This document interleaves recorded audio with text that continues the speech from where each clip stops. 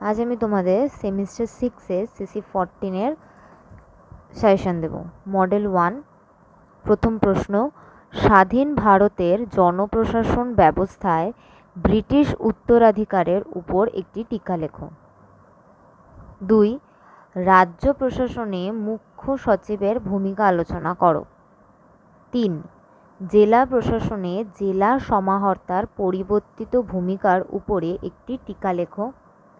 4, স্বাধীনোত্তর কালে ভারতের জনপ্রশাসন ব্যবস্থায় ভারত শাসন আইন 1935-এর প্রভাব সম্পর্কে লেখো।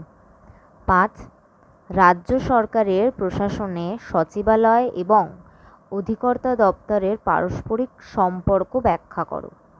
6, ভারতীয় প্রশাসনে ধারাবাহিকতা ও পরিবর্তন সম্পর্কে সংক্ষেপে লেখো।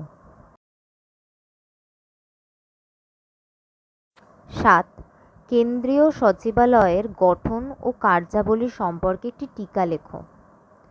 8, জনকৃত্যক বলতে কী বোঝায়? এই প্রসঙ্গে ভারতীয় জনকৃত্যক প্রতিষ্ঠানের কার্যাবলী ও গুরুত্ব আলোচনা করো। 9, ভারতীয় প্রশাসনে জেলা প্রশাসকের ভূমিকা ব্যাখ্যা করো।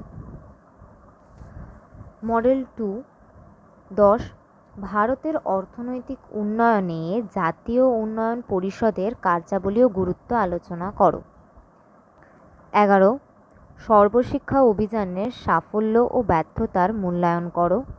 12, কলকাতা কর্পোরেশনের কার্যাবলী আলোচনা করো। এ প্রসঙ্গে স্বপরিষদ মেয়র ব্যবস্থার গুরুত্ব ব্যাখ্যা করো।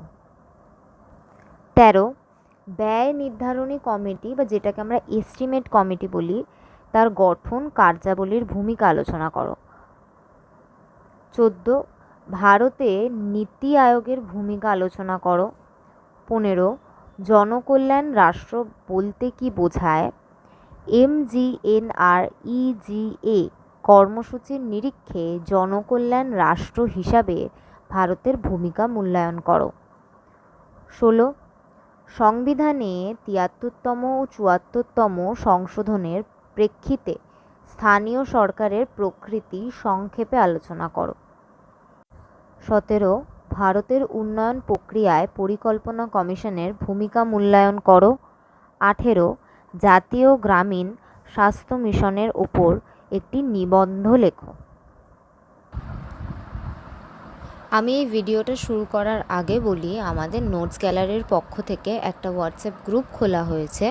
তোমরা এই পিডিএফটি এবং পরবর্তীকালে এই চ্যানেলে যে সমস্ত নোটস দেওয়া হবে সেগুলি নিতে আমাদের হোয়াটসঅ্যাপ গ্রুপটিতে জয়েন হয়ে যাও। আমি ডেসক্রিপশন বক্সে লিংক দিয়ে দিয়েছি।